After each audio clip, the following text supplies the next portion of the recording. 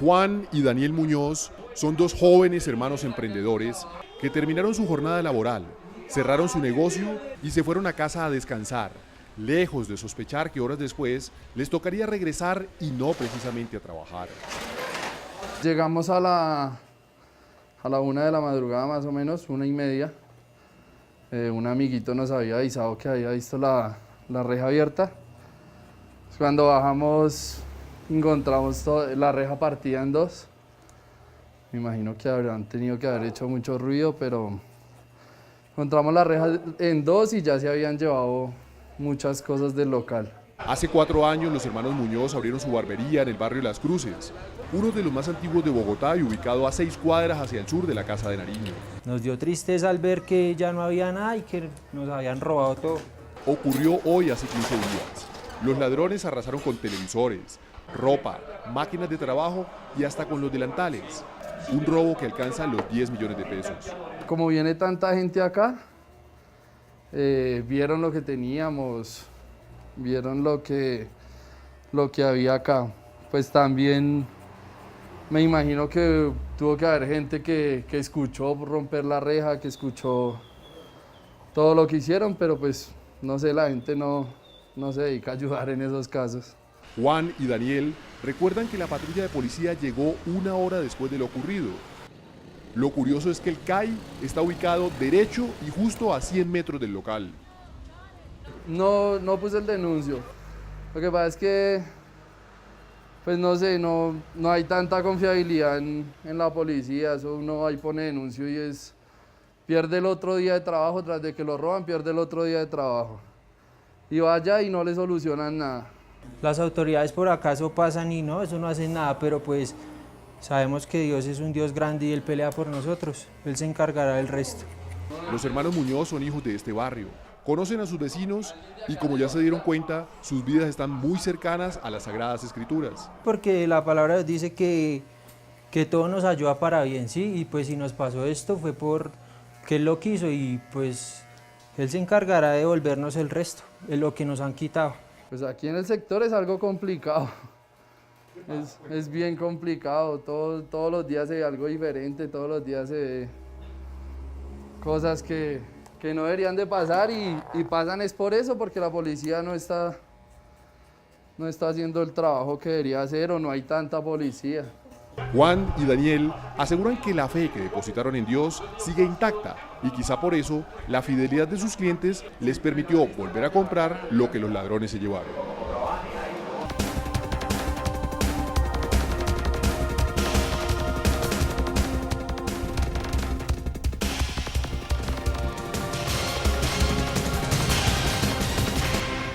¿Qué tal? Bienvenidos a Cámara Acción, un programa de la Cámara de Representantes con el análisis, la opinión y la información de lo que hace nuestro Congreso frente a los grandes temas que ocupan la atención de los colombianos.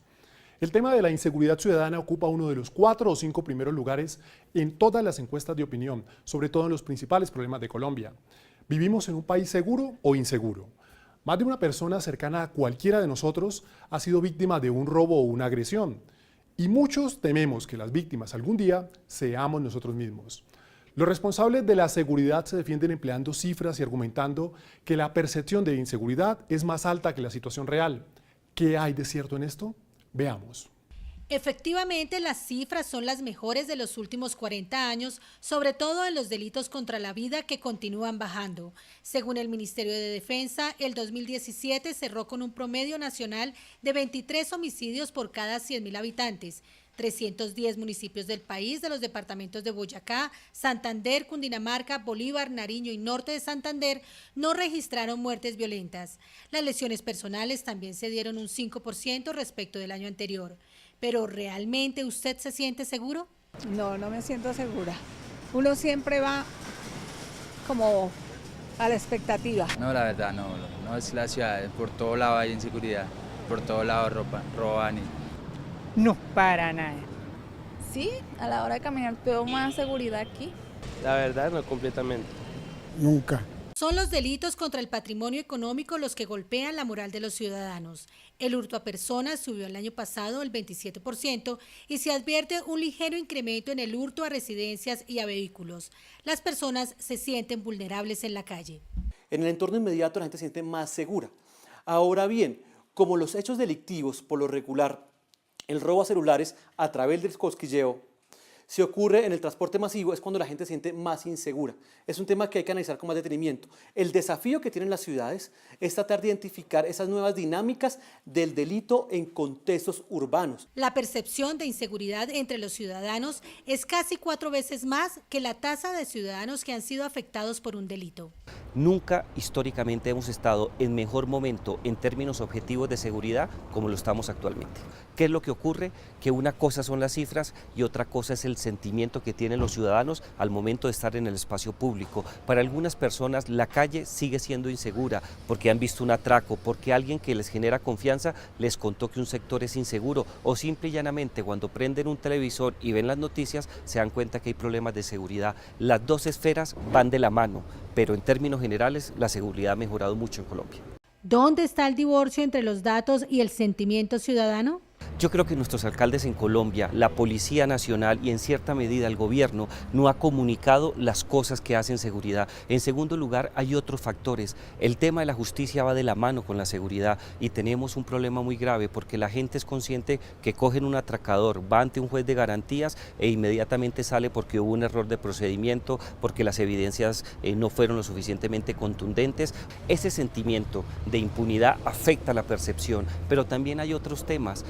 La reputación de la policía. Colombia tiene uno de los servicios de policía más exitosos del mundo, evaluado por diferentes estrategias y metodologías para establecer que es muy bueno, pero la gente no confía en la policía. Día a día ha tomado distancia. Cuando los ciudadanos no creen en su policía, la percepción también se afecta. El popular cosquilleo y el atraco siguen siendo las modalidades más comunes de hurto a personas.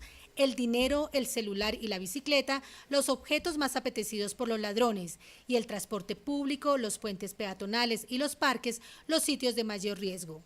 Y escuche esto, la hora pico para el robo es el mediodía, de 12 a 2 de la tarde.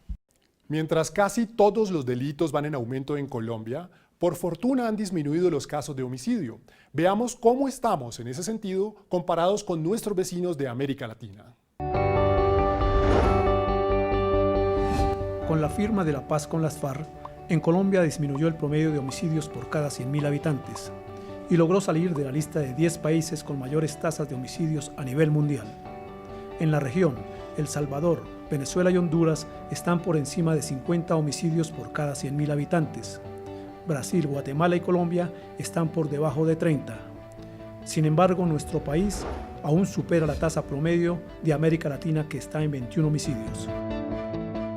Pero uno se pregunta qué tan reales son las cifras sobre la inseguridad, teniendo en cuenta que la única fuente para sacar esas estadísticas son los denuncios. Y déjeme preguntarle, si alguna vez usted ha sido víctima de robo, por ejemplo, ¿lo ha denunciado? No, ¿Por qué no has denunciado? porque por la pereza suelen ser como muchos trámites, aparte muchas veces no termina habiendo justicia.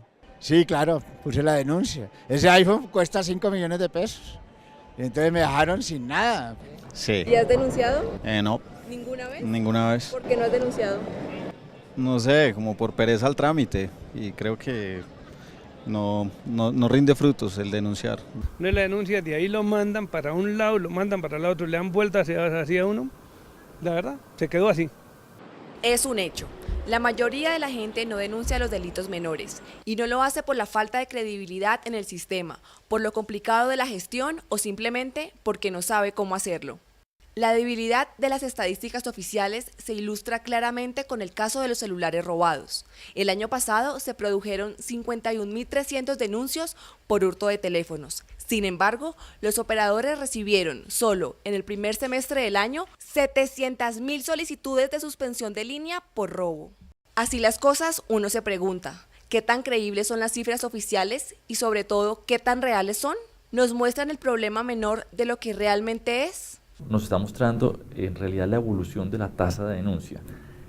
Podemos comparar victimización, encuestas de victimización con tasa de denuncia, para ver si ha habido incrementos o caídas en tasa de denuncia. Esta lineecita azul es la tasa de robos por 100.000 habitantes y esta es la tasa de victimización. A partir del 2015 hay un gran incremento en robos, registrados por las autoridades. No obstante, no hay un incremento de las mismas magnitudes en la tasa de victimización, que en 2015 empieza un gran incremento en el reporte, la tasa de reporte. Parte de este incremento en las estadísticas de robos puede explicarse por el incremento en la tasa de denuncia. Es interesante eso porque entonces no podemos tomar esta cifra para decir no, estamos mucho peor. La inconsistencia de las estadísticas oficiales se demuestra también por el hecho de que difieren mucho de una fuente a otra.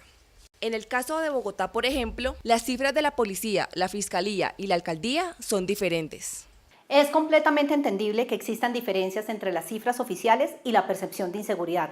La pérdida de confianza en las instituciones, el creciente miedo en el país y la falta de resultados de la justicia llevan a que la ciudadanía no denuncie buena parte de las conductas delictivas de las que son víctimas. El reto es consolidar sistemas muy buenos de información para tomar decisiones casi que de manera inmediata. No podemos postergar la toma de decisiones hasta que tengamos información relevante. Si consolidamos buenos sistemas de información, si le agregamos a eso tecnología de punta y unos buenos policías y servicio especializado, tendríamos éxitos también en la lucha contra el crimen organizado hoy en las ciudades. En julio pasado, la policía y la fiscalía lanzaron la plataforma digital llamada A Denunciar para registrar hurtos a comercios, a residencias y a personas, extorsiones, delitos informáticos y casos de explotación sexual infantil. Esta nueva herramienta por lo menos ayudará a obtener estadísticas más reales y creíbles, aunque al final los casos no se resuelvan. Ya lo hemos visto. También existe en el país una gran falta de credibilidad en la eficiencia y la efectividad de la justicia. La impunidad reina también en todos los delitos contra la seguridad ciudadana. Prueba de ello son los escandalosos casos de ladrones reincidentes que se conocen cada día. Más allá del debate entre percepción y realidad, en Colombia la gente se siente insegura. Y una de las razones más grandes de este miedo se debe a que, aunque las autoridades capturan a los delincuentes, gran parte de estos no paga por sus delitos. La situación es tan grave que muchos de los bandidos que azotan las ciudades son reincidentes. Algunos han sido arrestados hasta 70 veces en menos de 2 años y siguen en libertad. Ante esto salimos a preguntarle a la gente si al ser víctima de, por ejemplo, un atraco, denuncia lo sucedido ante la justicia. Otro factor determinante de esta situación es la falta de policías en las calles. Ciudades como Nueva York, que tienen una cantidad similar de habitantes a la de la capital de Colombia, tiene un policía por cada 237 ciudadanos. Por su parte, Bogotá cuenta con un policía por cada 422 habitantes. ¿Hasta dónde llega la labor de la policía? La persona es capturada en flagrancia, es capturada por la policía, debería ser enfrentada por un fiscal de un juez y el juez, con esas pruebas que tiene la policía, debería condenarlo inmediatamente. Así lo ponemos fuera de circulación 3, 4, 5, 6 meses o 1 año si es necesario.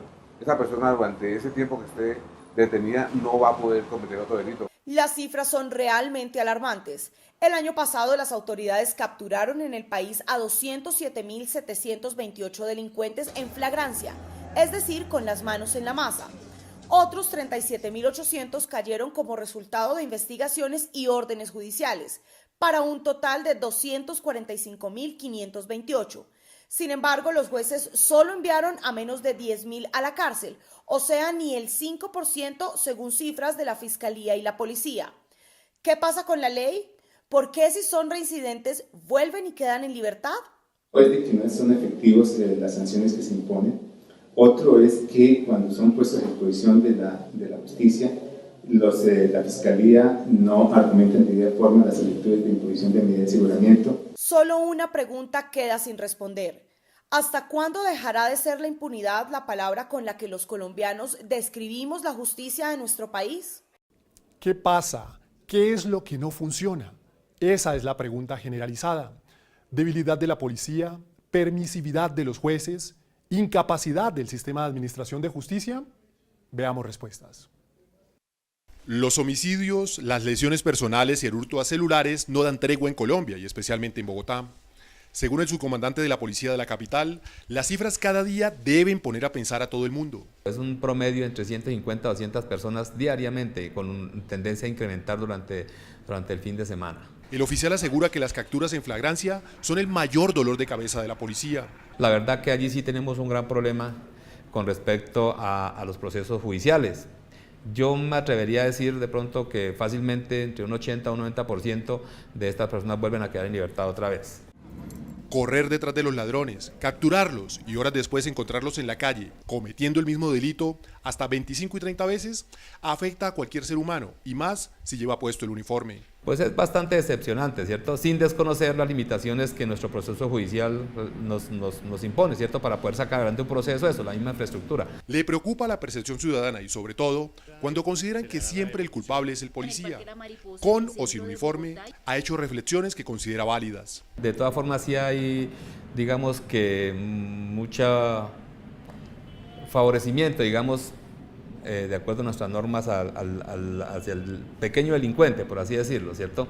Que en últimas es el que más afecta la percepción de seguridad. Es firme al asegurar que el nuevo código de policía es una herramienta valiosa, pero los ciudadanos aún no se acostumbran. Si hablo como policía, yo pensaría que sería bueno de todas formas hacer una revisión, ¿cierto? De nuestro sistema, de nuestras herramientas que tenemos nosotros para judicializar, ¿cierto? Las cifras y algunos comportamientos sociales le dan la razón a quienes consideran que se debe hacer de inmediato una reforma a la justicia en Colombia. ¿Qué hay que hacer entonces? ¿Qué hay que crear o qué hay que cambiar en la policía, en las leyes o en la administración de justicia para que los colombianos nos sintamos y estemos seguros? Consultamos con expertos. El insuficiente pie de fuerza, la falta de recursos y la poca solidaridad entre las entidades para compartir información son algunos de los inconvenientes que hacen que nos sintamos inseguros. ¿Qué hay que hacer entonces? Tiene que crearse por parte del Congreso leyes que ataquen no solamente la captura, encarcelamiento y condena de los delincuentes en cárceles, sino atacar lo que las mantiene vivas y que es el patrimonio económico, ¿cierto?, de estas estructuras criminales. Las cámaras de seguridad es un elemento fundamental que el Estado tiene que empezar a potencializarlo, es decir, a filmar todos los espacios posibles de carácter público para que aquel ciudadano que decida infringir o intentar infringir la ley, de antemano sepa que está siendo grabado.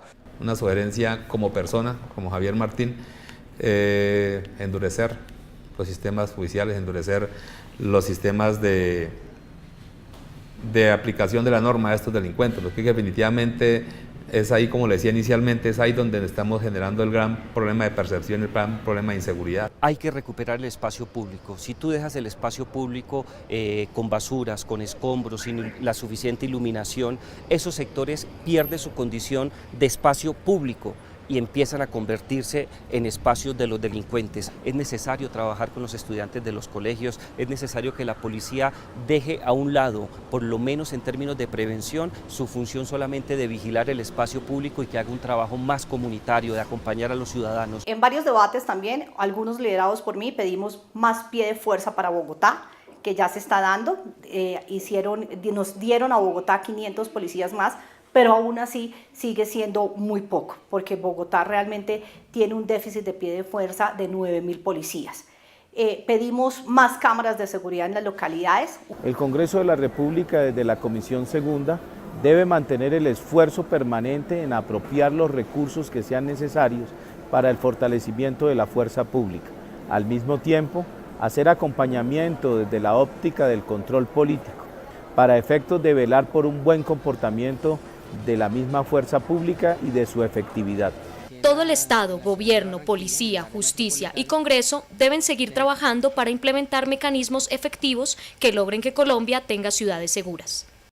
Vamos ahora al punto con la opinión del presidente de la Cámara sobre el tema de la inseguridad ciudadana.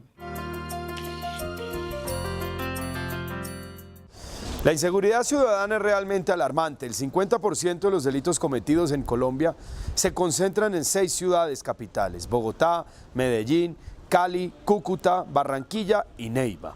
A partir de esa realidad, el Congreso de la República expidió el Código Nacional de Policía en junio de 2016, en el que se dotó de herramientas legales a la Policía Nacional para poder fiscalizar la seguridad de las ciudades con autoridad y respetando derechos humanos. Sin embargo, A casi 2 años de vigencia de ese código, vemos que la situación no ha mejorado lo suficiente. Es por eso que el Congreso de la República deberá seguir trabajando en la articulación normativa que permita dotar a la Policía Nacional de herramientas tecnológicas de punta para poder reaccionar de manera contundente frente al crimen y fortalecer y facilitar la judicialización de los delincuentes y así evitar reincidencias.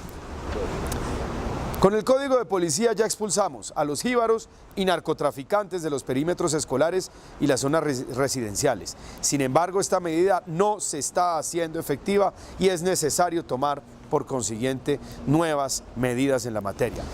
Es necesario ahora enfrentar el raponeo y el atraco a mano armada para que estos delitos no sean excarcelables. También es fundamental legislar con mayor severidad frente a los consumidores de droga en esos lugares públicos. Es un reto que el Congreso debe asumir con valentía y liderazgo para asegurarnos que se limiten los focos de delincuencia de nuestras ciudades y podamos proteger a nuestros niños, a nuestros jóvenes que son el presente y futuro del país. Nos vamos ahora a nuestro segmento informativo que hoy estará dedicado a la mujer en su Día Internacional. Ya está con nosotros Natalia Lara. Feliz día, Natalia. Gracias, Otoniel. Felicitaciones también para todas las mujeres que hacen parte del equipo de Cámara Acción. Hace 110 años ocurrió lo que dio origen a la conmemoración de este día en todo el mundo. El movimiento de reivindicación femenina nació en una fábrica, tuvo un origen laboral y hoy, 11 décadas después, la lucha de las mujeres continúa enmarcándose alrededor del trabajo. Será nuestra, abuelas, estudiantes, heteros, transbolleras, diversas inmigrantes, más juntas a la... Este 8 de marzo la tierra tiembla. Las mujeres del mundo nos unimos y organizamos una medida de fuerza y un grito en común, Paro Internacional de Mujeres. Este fue el llamamiento al paro internacional que se llevó a cabo en 2017, como emulación del movimiento de Islandia, que nació el 24 de octubre de 1975. Lo que promovemos precisamente en esta conmemoración del 8 de marzo es ese derecho a estar empoderada económicamente la mujer en nuestro país. Es muy, pero muy importante hablar del tema y revisar qué estamos haciendo y qué sigue a continuación y qué es lo que estamos promoviendo realmente y por qué lo conmemoramos. Pues resulta que una mujer empoderada económicamente, a quien se le garanticen esos derechos fundamentales, sobre todo el derecho al trabajo, por ejemplo, el derecho a la educación, a una formación, esa mujer es una persona que no se va a dejar maltratar porque no va a depender, ¿no?, económicamente y en tantos sentidos de esos personajes que le hacen tanto daño a las mujeres en nuestro país y en el mundo. Es un día que tiene dos sentidos. Por un lado, hacer un reconocimiento a las activistas rurales y urbanas que a lo largo de los últimos 100 años han abierto puertas, han conquistado derechos en el mundo y en Colombia también.